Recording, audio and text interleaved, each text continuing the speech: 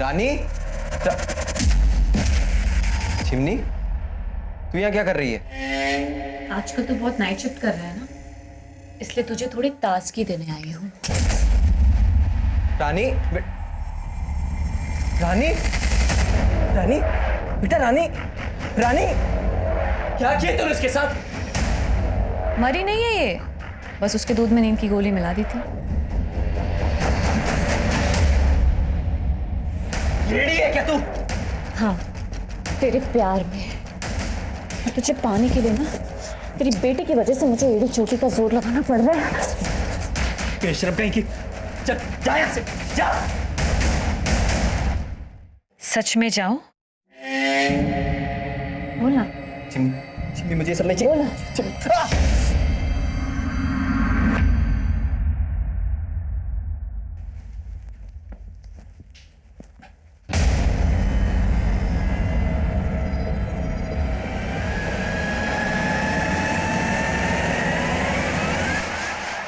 तुम यहाँ? चेक कर रहा था तुम अकेली हो या कोई। अब खड़ी खड़ी क्या देख रही हो? दरवाजा खोलोगे या खिड़की से आ जाऊं?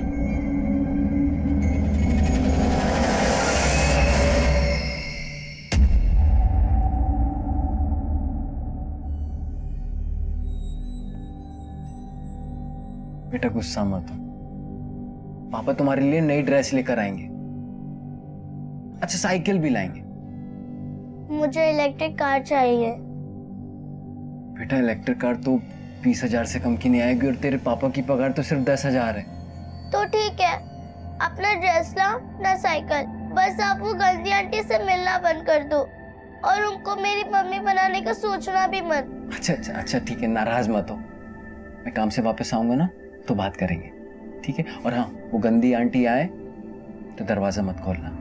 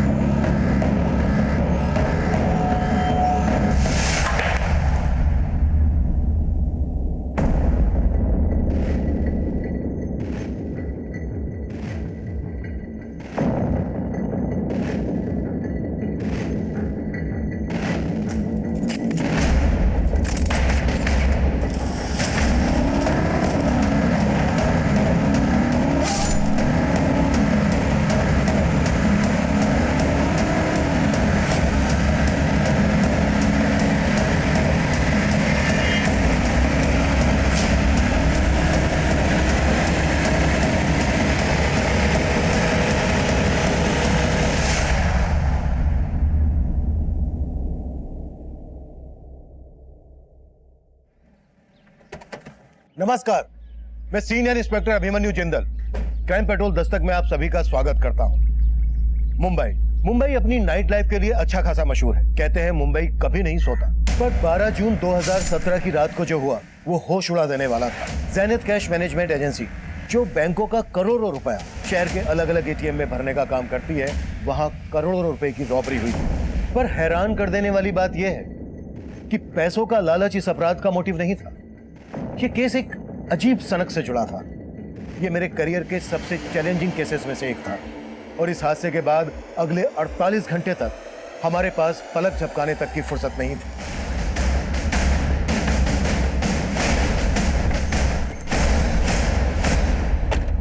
सर, मैं यहाँ का रीजनल मैनेजर हूँ, प्रथमेश। सर, हमारे यहाँ क्यों लूट नहीं हुई, एक मर्डर भी हुआ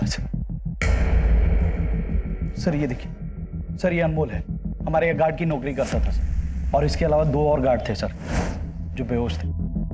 वो कहाँ है? सर, हमने उन्हें हॉस्पिटल पहुंचा दिया। आप? मैं विक्रम सालुंखे, इस कंपनी का ओनर।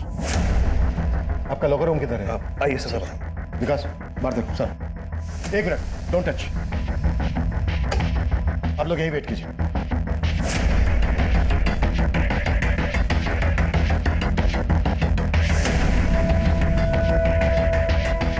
जब ये सब हुआ तो आप लोग कहाँ थे? सर ये सब देर रात में हुआ, तब यहाँ पे सिर्फ गार्ड्स थे। सर करीब 12 करोड़ गायब है। सर करीब सुबह 5 बजे के आसपास जब एक गार्ड सोमेश को होश आया तो उसने मुझे कॉल किया। हेलो सर यार लूट हुई है सर। व्हाट?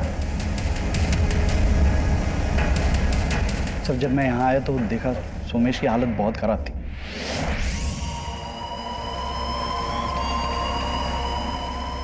और रवि भी बेहोश पड़ा हुआ था सर, और एक गार्ड गायब था सर। एक गार्ड गायब भी है? कौन? माधव सिंह। सुबह से ही उसका फोन बंद है। मैंने प्रथमेश को भी उसके घर पे भेजा था, तब पता चला कि 10 महीने पहले ही वो उस एड्रेस से शिफ्ट हो चुका था सर। और सर वो लोग सीसीटीवी का सारा फुटेज लेके चले गए हैं, हमारे पास एक भी रिकॉर्डिंग नहीं है। जब 5 बजे आप लोगों को इस बारे में पता चला तो आपने तभी हमको इन्फॉर्म क्यों नहीं किया? सर हमने सोचा कि जो लोग बेहोश हैं उनको पहले हॉस्पिटल पहुंचा दे, और फिर हमने सोचा कि काउंटिंग कर लेते हैं कि कितना कैश गायब हुआ है। इसी सब में थोड़ा टाइम लग गया सर। मतलब आप लोग क्राइम सीन को टेम्पर कर रहे थे? यहाँ पर सिर्फ लूट नहीं हुई है, एक मर्डर भी हुआ है। आप लोगों को पता है ना, क्राइम सीन पर जब तक पुलिस नहीं पहुंच जाए कोई भी चीज छूनी नहीं चाहिए। सर हमने बस अपनी तरफ से। अपनी तरफ से क्या? क्या अपनी तरफ से? अगर मैं ये कहूं कि आप लोगों ने हमें देर से इन्फॉर्म इसलिए किया क्योंकि आप लोग भी इन्वॉल्व हैं, तो सर आप ये कैसी बातें कर रहे हैं? क्योंकि सही कुछ नजर नहीं आ रहा है। एक गार्ड माधव गायब है, 10 महीने पहले उसने अपना एड्रेस शिफ्ट किया। कहां पर शिफ्ट हुआ वो, ये आप लोगों को मालूम नहीं है? सर उसने एड्रेस चेंज किया तो हमें अपडेट नहीं किया सर। सर क्यों नहीं रख? एक मिनट, कोई भी चीज छोड़ना नहीं।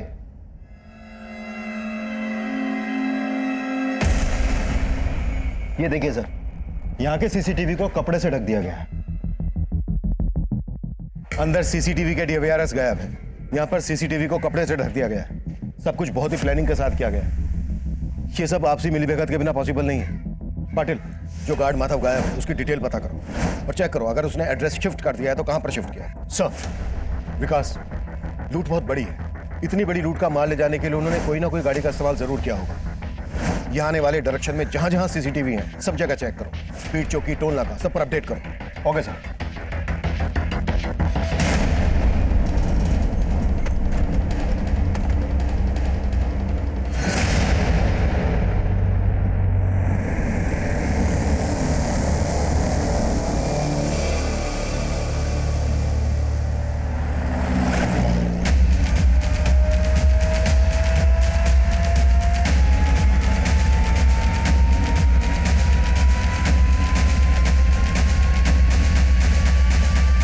रॉबरी के लिए कौन रिस्पॉन्सिबल और कितने रुपए की लूट हुई है यहाँ? देखिए, कंपनी 12 करोड़ का दावा कर रही है, लेकिन जब तक हमारी जांच पूरी नहीं हो जाती हम ये फिगर कंफर्म नहीं कर सकते। बोरीवली की जेनिथ कैश मैनेजमेंट एजेंसी में 12 करोड़ की लूट के बाद से यहाँ पे काम करने वाला गार्ड माधव सिंह फरार है और यहाँ के एक दूसरे सिक्योरिटी गार्ड की हत्या भी हुई है। पुलिस अपनी छानबीन में लगी हुई है। हम भी इन पर नजर बनाए हुए, पल पल की खबर जानने के लिए देखते रहे प्राइम टाइम।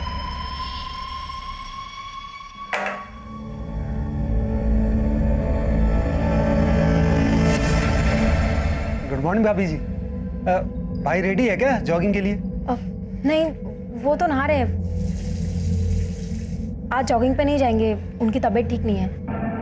अरे भाभी जी, आपके हाथ पे खून, चोट लगी है क्या? नहीं नहीं, वो सब्जी काट रही थी ना तो थोड़ा सा लग गया। आपको कुछ और कहना था? नहीं भाभी, चलता हूँ।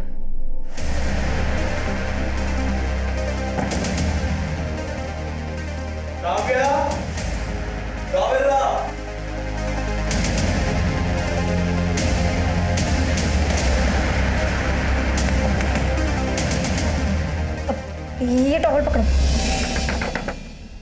रानी, रानी बेटा दरवाजा खोलना। मैं नहीं खोलूंगी दरवाजा, अब चले जाओ यहाँ से।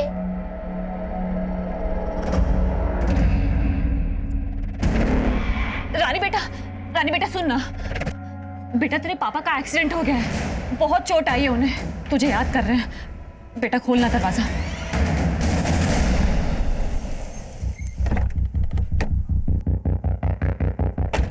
सर, मुझे पता ही नहीं चला सर कल रात क्या हुआ था। बस इतना याद है, करीब 12 साढ़े 12 बजे अनमोल ने सबके लिए चाय बनाई थी। अरे सोमेश भैया, हाँ। आइए चाय पीजिए, दिन भर गेम खेलते रहते हैं यार। आ रहा हूँ। आइए आइए रवि भैया, हाँ चाय पीजिए, मजा आ जाएगा। फिर माधव को किसी का फोन आया। फोन पे बात करने के बाद उसने भी चाय पी सर। ये चाय में ऐसा क्या मिला है बे? सर भारी भारी सा लग रहा है। सर चाय में कुछ मिला हुआ था सर, पता ही नहीं चला कब आँख लग गई, और जब आँख खुली तो मैंने देखा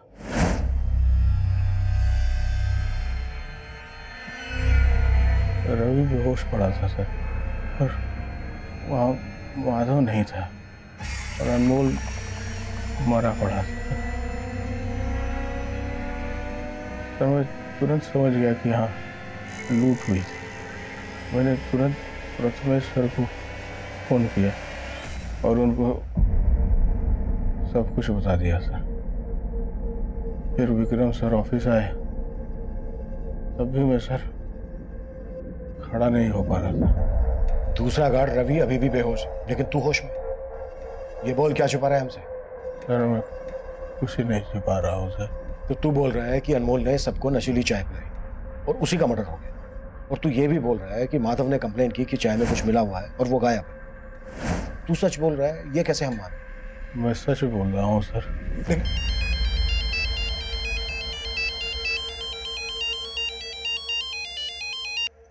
हाँ पटेल सर, मैंने कंफर्म किया, माधव ने जो ऑफिस में एड्रेस दिया था 10 महीने पहले तक वो अपनी बेटी और बीवी के साथ में वहीं रहता था, लेकिन 10 महीने पहले उसकी बीवी की मौत हो गई और वो कहीं और शिफ्ट हो गया।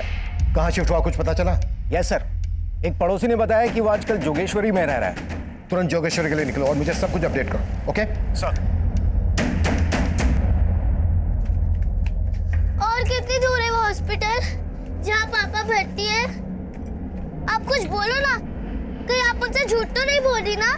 झूठ नहीं बोल रही हो बेटा, मैं तुम्हें लेके जा रही हूँ ना।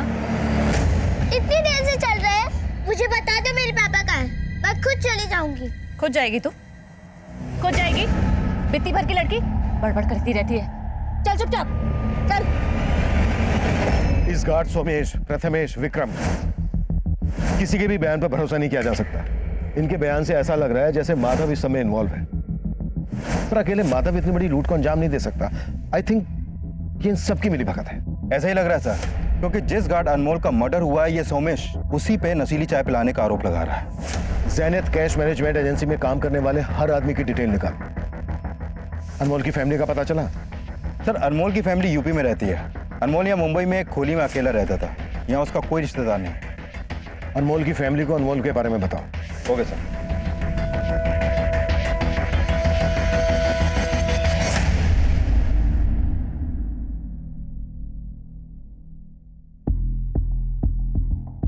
सुनिए, ये माधव का घर यही है? हाँ सर, यही वाला है माधव का घर। कहाँ गया माधव, कुछ पता है? नहीं सर, माधव को तो देखा नहीं, पर एक औरत आई थी आज सुबह जो माधव की बेटी को लेकर गई है। कौन औरत?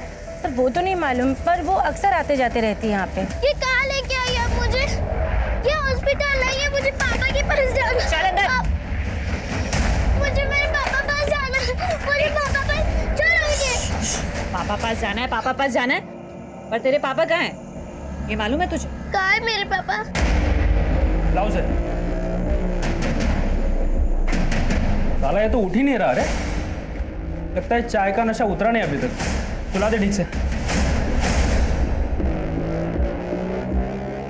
सुन, अपने लिए चाय का इंतजाम कर, और भाई वैसे वाली चाय मत लाना जिसको पी के अभी तक बेहोश है।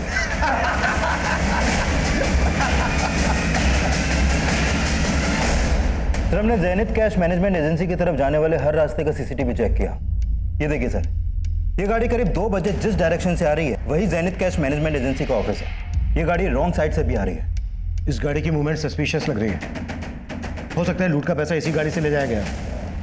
लेकिन सर गाड़ी का नंबर क्लियर नहीं दिख रहा। विकास, ये रेड कलर की एसयूवी है, नाकाबंदी पर रेड कलर की एसयूवी के बारे में अपडेट कर। Okay sir.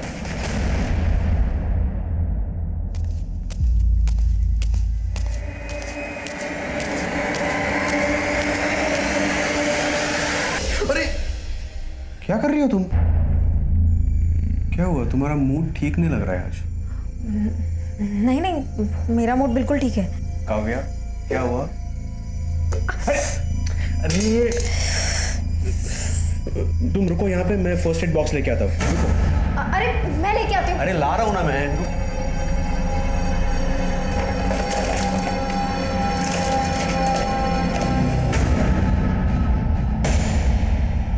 अब रो के क्या साबित करना चाहती हो तुम? मैं भी मर जाती हूँ, तुम मुझे मार दो। अगर तुमसे प्यार ना करता होता तो कब का मार चुका होता तुमने। इस आदमी के लिए तुमने मुझे धोखा दिया, ये मानती हो कि नहीं? तुम बोलती क्यों नहीं हो? अफसोस है कि नहीं तुम्हें?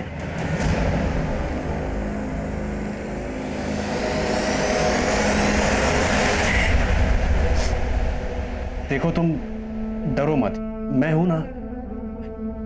मैं तुम्हें इस मर्डर चार्ज में फंसने नहीं दूंगा। सर, माधव का एड्रेस यूपी के मऊ का है। मैंने मऊ पुलिस को अपडेट कर दिया, शायद वो लोग भागकर वहीं जाने की कोशिश करें। माधव के कॉल रिकॉर्ड से कुछ मिला? सर, माधव का फोन कल रात करीब 2 बजे के आसपास बंद हुआ था। 2 बजे? 2 बजे के दौरान ही उस रेड एसयूवी को रोड पर देखा गया था। लेकिन सर, वो एसयूवी वहां से किस डायरेक्शन में गई इसका पता नहीं चल पा रहा। और सर, माधव के कॉल रिकॉर्ड में एक नंबर मिला है जो आज सुबह से बंद है। किसका नंबर है? सर, ये नंबर एक चिमनी नाम की औरत का है। ये उसका फोटो सर। सर, इस चिमनी का नंबर आगरा के एड्रेस पर रजिस्टर्ड है, लेकिन ये नंबर कल मुंबई में एक्टिव था और रात 11 बजे इसी नंबर से माधव को फोन किया गया था। मुंबई में चिमनी का फोन कहां पर एक्टिव हुआ था? जोगेश्वरी में। जोगेश्वरी में जहां चिमनी का फोन एक्टिव हुआ था, वहां पर चिमनी और माधव के बारे में पूछताछ करो और यूपी पुलिस को आगरा भेजो, चिमनी के एड्रेस पर। Okay sir. ये ले। खा? अरे इस बार कुछ नहीं मिला है मैंने, खा लेना। मुझे आप पे भरोसा नहीं है, मुझे पापा के पास जाना है। पापा के पास जाना है ना, तो फिर खा ले। ये ले।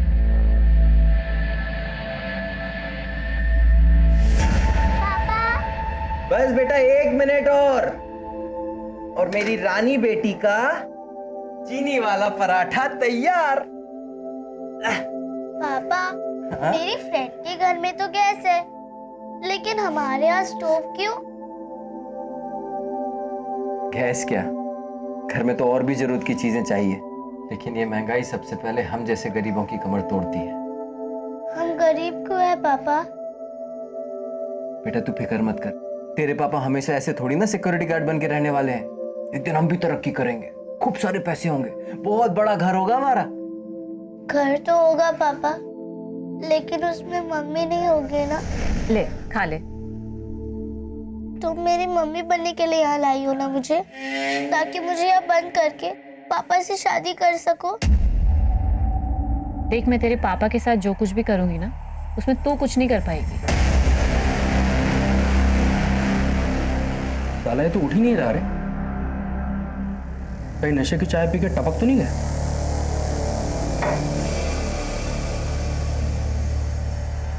जिंदा है अभी तक, पर आगे का कदम उठाने के लिए इसको उठाना तो पड़ेगा। सर, सोमेश के अलावा जो रवि नाम का दूसरा गार्ड बेहोश था, इसको होश आ गया।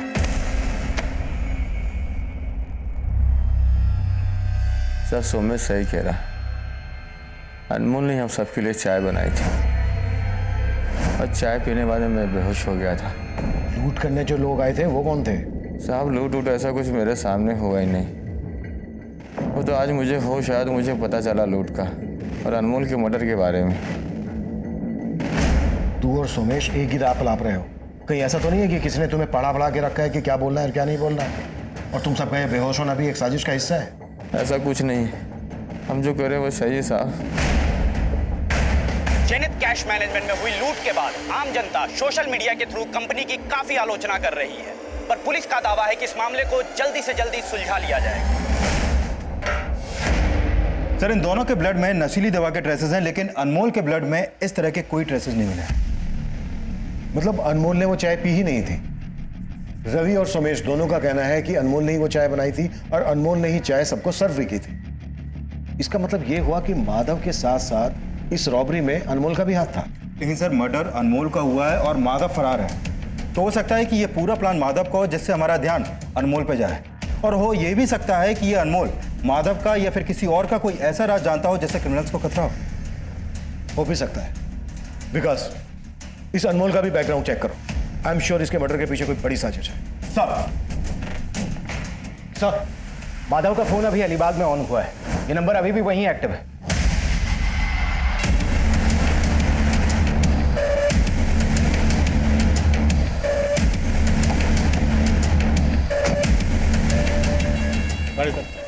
क्या हो गया साहब?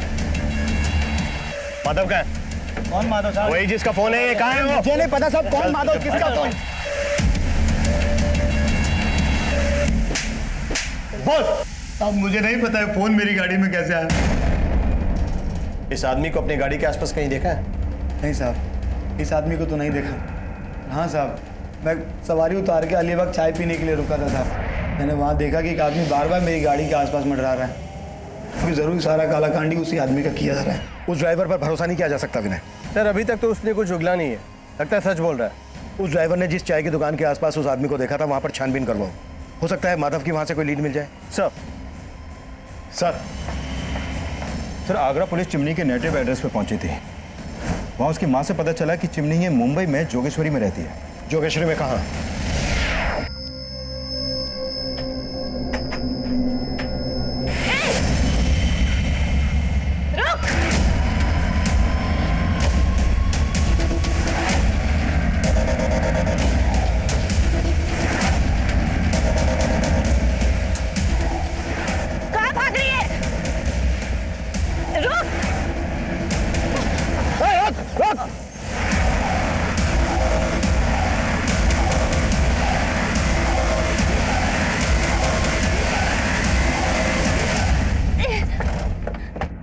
अंदर कोई नहीं। वो बहुत गंदी आंटी है अंकल। वो मुझे यहाँ ले आई। मुझे पापा के पास भी नहीं जाने दे रही। मुझे पापा के पास जाना है। बेटा, आपके पापा हैं कहाँ अभी? आंटी बोली कि पापा का एक्सीडेंट हो गया। साहब, मेरे को नहीं पता माधव कहाँ है। वो तो मैंने वो खबर में देखा था टीवी में कि माधव जहाँ काम करता है वहाँ बहुत बड़ी लूट हो गई थी साहब, और माधव भी लापता है। मैं उसकी बेटी को इसीलिए ले आई थी। मेरे को लगा कि आप उसको परेशान करेंगे। माधव के साथ क्या रिश्ता है तेरा? साहब, मैं वो माधव से बहुत प्यार करती है साहब, और माधव अपनी बेटी से। मैंने उसकी बेटी के साथ कुछ गलत नहीं किया है साहब। मैं तो उसका ख्याल रख रही थी, उसे खाना खिला रही थी साहब। उसकी माँ जैसी थी मैं साहब, लेकिन उसकी बेटी मेरे को पसंद नहीं करती थी साहब। मैं ये सब करके उसका दिल जीतना चाहती थी, ताकि जब माधव वापस आए तो उसे ये सब देखकर अच्छा लगे, और वो भी मुझसे शादी बनाना चाहे साहब। योगिता, जब तक ये सच ना बोल देना, हाथ रोकना मत। साहब,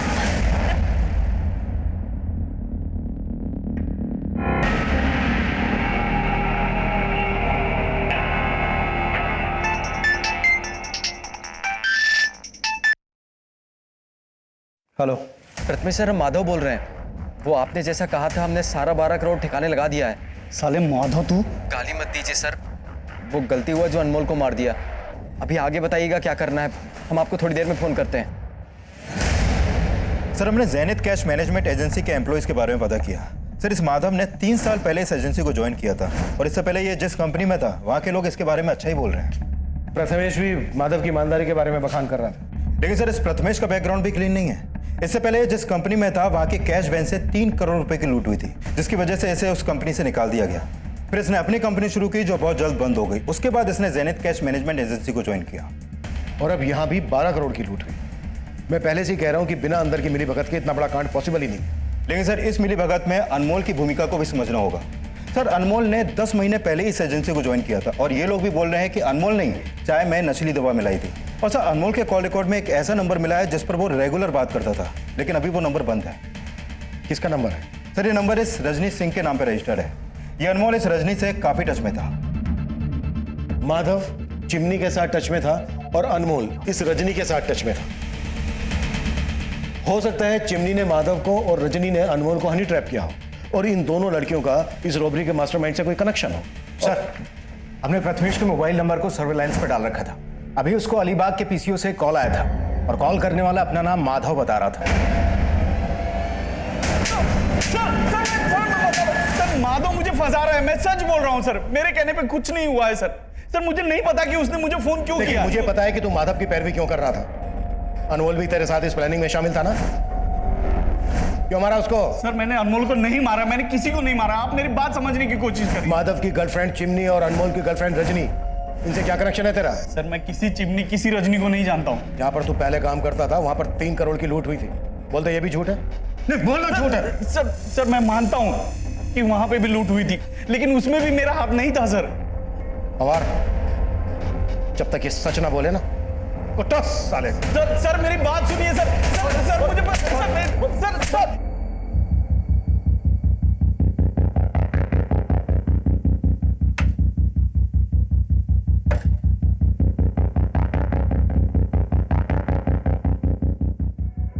सुनिए, 1 मिनट आएंगे जरा।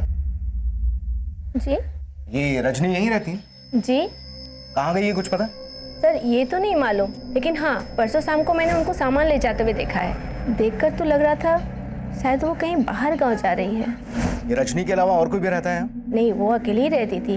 ठीक है, thank you. Rajni security guard Anmol की गर्लफ्रेंड थी, वही अनमोल जिसका रॉबरी के दौरान मर्डर हुआ था। और रजनी चिमनी, माधव और प्रथमेश के बाद प्राइम सस्पेक्ट बनकर हमारे सामने आई थी। और अब माधव के साथ साथ हमें रजनी की भी तलाश थी। रजनी को ढूंढने के लिए हम मुंबई के taxi, auto, bus stand, railway station, हर उस एरिया को स्कैन कर रहे थे जहां से वो शहर छोड़कर भाग सकती थी। वहीं माधव का पता लगाने के लिए हम अलीबाग के उस पीसीओ वाले एरिया को भी खंगाल रहे थे जहां से प्रथमेश को कॉल किया गया था। चिमनी और प्रथमेश से की गई लगातार पूछताछ के बावजूद भी कोई कामयाबी हमारे हाथ नहीं लगी। और अब जो इन्फॉर्मेशन हमारे सामने आई उसने फिर से हमारी सारी कोशिशों को नाकाम कर दिया। सर मैं कॉल बैक करता हूँ। माधव की लाश मिली है अलीबाग में, और अलीबाग के पीसीओ से माधव ने ही प्रथमेश को कॉल किया था। ये हमें भटकाने की कोई चाल लग रही है मुझे। अब इतना तो साफ है कि इस गेम का असली खिलाड़ी कोई ऐसा है जिसने माधव और अनमोल का इस रॉबरी में अपनी ढाल बनाने के लिए इस्तेमाल किया था। सर वो जो कोई भी है उसका मकसद प्रथमेश को फंसाना हो सकता है, क्योंकि मुझे नहीं लगता कि यह प्रथमेश पूरे प्लान का मास्टरमाइंड है, क्योंकि उसे पता तो होगा ही कि उसका फ़ोन हमारे सर्विलेंस में है, तो वो इतनी बड़ी गलती तो करेगा नहीं कि किसी क्रिमिनल से अपने ही फ़ोन पर बात करे। तो मुझे लगता है कि इन सब के पीछे रजनी का हाथ है। रजनी इन्वॉल्व तो है इसमें। एक बार रजनी हमारे हाथ लग जाए उसके बाद मास्टरमाइंड भी हाथ में आ जाएगा। हाँ पाटिल सर, अभी कंट्रोल रूम से फोन आया था। हमारे एरिया में एक आदमी की डेड बॉडी मिली है।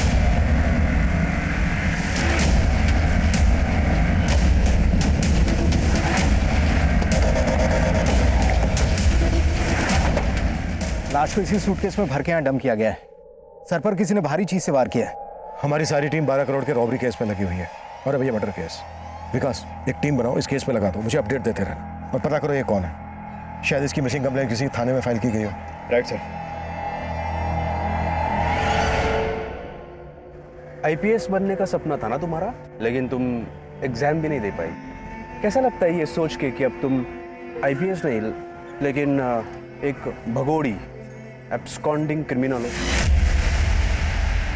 सर, रजनी से जुड़ी एक इन्फॉर्मेशन मिली है। मुझे इन्फॉर्मेशन नहीं, रजनी अंदर चाहिए पाटिल। सर, ये इन्फॉर्मेशन रजनी को जेल के अंदर लाने वाली हो सकती है।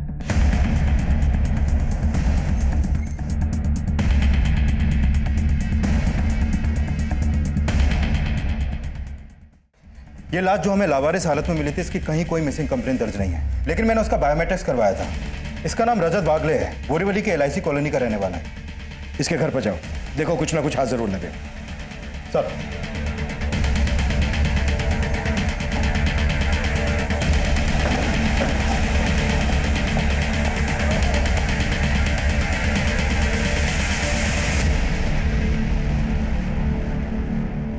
सर, मेरा इस लूट से कोई लेना देना नहीं है। मेरा यकीन कीजिए, मैं इसमें शामिल नहीं थी। तो फिर गायब क्यों थी? सर, मैं बेकार में ही अनमोल के चक्कर में फंस गई थी। उसने कहा था कि उसे 1 करोड़ रुपए मिलने वाले हैं। सच? 1 करोड़? मजाक कर रहा है क्या? कौन देगा तुझे 1 करोड़? है एक सीक्रेट, इस बार ना बहुत बड़ा हाथ मारने वाला हूं। उसके बाद ना अपनी लाइफ सेट है। सर, अनमोल ने अपने दोस्तों के साथ मिलकर ये लूट प्लान की थी। उसने मुझसे कहा था कि लूट के हिस्से का पैसा वो मुझे ला कर देगा, लेकिन कोई नहीं आया और अनमोल का मर्डर हो गया। सर, मैं बहुत डर गई थी, इसलिए अपनी मौसी के यहाँ आ गई। अनमोल ने अपने किन दोस्तों के साथ मिलकर ये सब प्लान किया था? सर, मुझे इस बारे में कुछ भी नहीं पता। मैं सच कह रही हूँ सर, मुझे कुछ नहीं पता। सर यहाँ कल से ताला लगा हुआ है।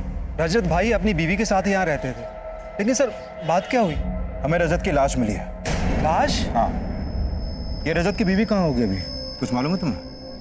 सर उसके बारे में तो मुझे नहीं पता, लेकिन एक दिन पहले जब मैं यहाँ पे आया था तो रजत की बीवी मुझसे बोली आज जॉगिंग पे नहीं जाएंगे, उनकी तबीयत ठीक नहीं है। और सर उसके बाद शाम को मैं यहाँ रजत को मिलने आया था, लेकिन उनकी बीवी ने बोला कि वो घर पर नहीं है। इसका मतलब वो झूठ बोल रही थी मुझसे।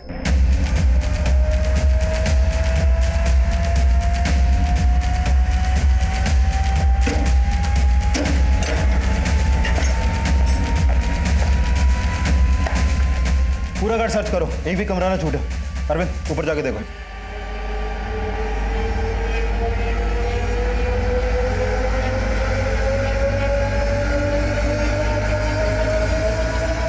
ये रजत की वाइफ? जी सर, ये रजत की वाइफ और ये रजत है। सर रजनी अब भी वही बोल रही है कि अनमोल के साथ उसके किसी दोस्त ने ये रॉबरी प्लान की थी, लेकिन माधव के अलावा तो किसी ऐसे दोस्त का पता नहीं चला है जिस पर शक किया जा सके। हाँ विकास, रजत की बीवी गायब है और उसके घर से ब्लड ट्रेसेस भी मिले हैं, और पड़ोसियों से पूछताछ में पता चला है कि काव्या के साथ कल यहाँ एक आदमी भी देखा गया था। हो सकता है ये कोई एक्स्ट्रा मैरिटल अफेयर का एंगल हो। विकास, मुझे सेकंड लाइन पर एक कॉल आ रहा है, तुम ऐसा करो काव्या का लुकआउट नोटिस जारी करवाओ और इसके कॉल रिकॉर्ड्स भी चेक करो। ओके? Hello, what? पूना में कहा?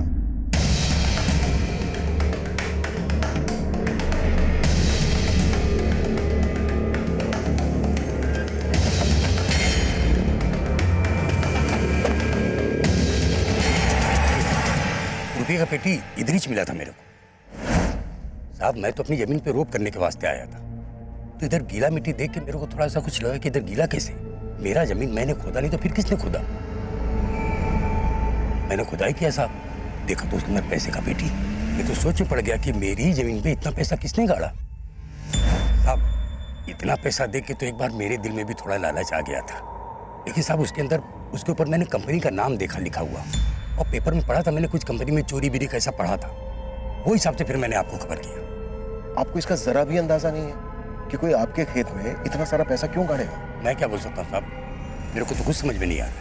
सर पुणे पुलिस ने उस ट्रंक के कैश की काउंटिंग की, उसमें तकरीबन 6 करोड़ रुपया था, जबकि लूट हुई 12 करोड़। पाटिल, इससे भी बड़ा सवाल यह है कि रॉबर्स ने इतना सारा पैसा यहाँ पर क्यों और किस मकसद से गाड़ा।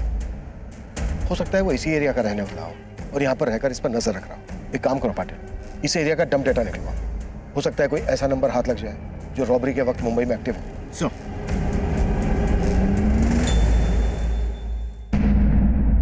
पापा, पापा, पापा,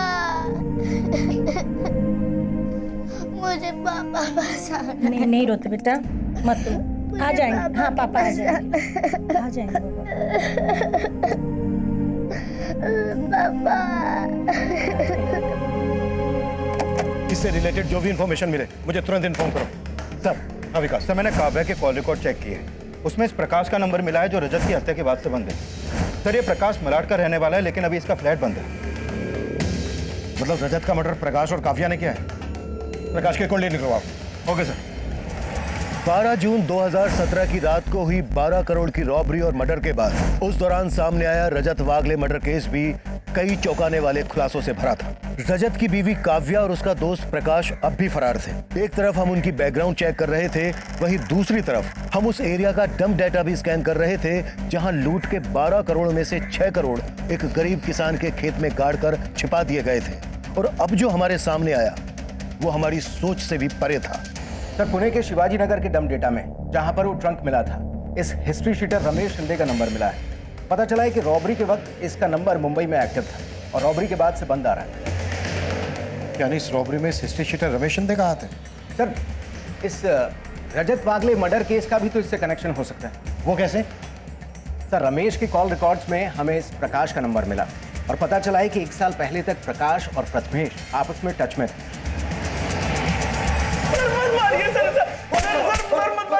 पवार, देख प्रथमेश, अब भी वक्त है, जो भी सच है बोलते। सर मैं सच कह रहा हूँ सर। सर प्रकाश मेरा एक्स कलीग था, लेकिन इस रॉबरी में कोई हाथ नहीं है सर। आप लोग क्यों नहीं बात समझ रहे हैं सर? मैं सच बोल रहा हूँ। जब तक ये सच ना बोलते तोड़ते रहो। ये प्रथमेश ऐसे नहीं टूटेगा। अपने सारे खबरी नेटवर्क को एक्टिव करो, कैसे भी करके प्रकाश, काव्या और हिस्ट्री शीटर रमेश शिंदे का पता लगाओ। ये सब एक ही थाली के चट्टे बट्टे हैं। क्लियर? ऑफ।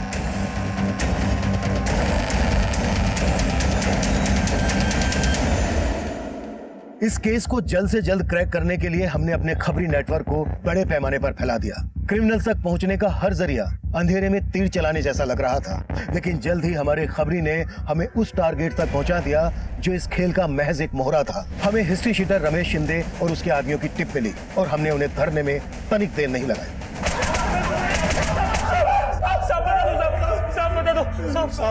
सब हमने तो सिर्फ लूट की थी, मुझसे ये सब करवाने वाला प्रकाश है साहब। यह है ज़ेनिथ कैश मैनेजमेंट एजेंसी का बोरीवली सेंटर। बाकी का पैसा कहाँ है? प्रकाश के पास? नहीं साहब, लूट के पैसे में से प्रकाश ने अपना कोई हिस्सा नहीं लिया। वो तो सिर्फ लूट करवाना चाहता था। प्रकाश ने लूट के पैसों में से अपना हिस्सा नहीं लिया? कहाँ मिलेगा प्रकाश? कितनी प्यारी लगती है, बहुत प्यार करता हूं मैं तुझसे। अरे क्या हुआ? रो क्यों रही हो? शादी करूंगा तुझसे। फिर मैं इस कैद से आजाद हो जाऊंगी। मेरा बस चलेगा ना, अपनी जान दे दूंगी मैं। काव्या प्यार करता हूं मैं तुझसे, तू समझ नहीं पाई मेरे प्यार को काव्या। मैं नहीं जानती थी सर कि प्रकाश ने कोई रॉबरी प्लान की थी। अब तुम ये भी कहोगी कि तुमने अपने पति का मर्डर प्लान नहीं किया था? तुम दोनों ने मिलकर ही मारा ना रजत को? काश साले पहले खिड़की से आता था तो दरवाजे से आने लगा है। अरे मैं खिड़की से ही आ रहा था, मेरे मेरी काव्या का गला दबाया। मेरा गला दबाया। अरे मेरी काव्या, वो मुझसे प्यार करती है, मुझसे नहीं।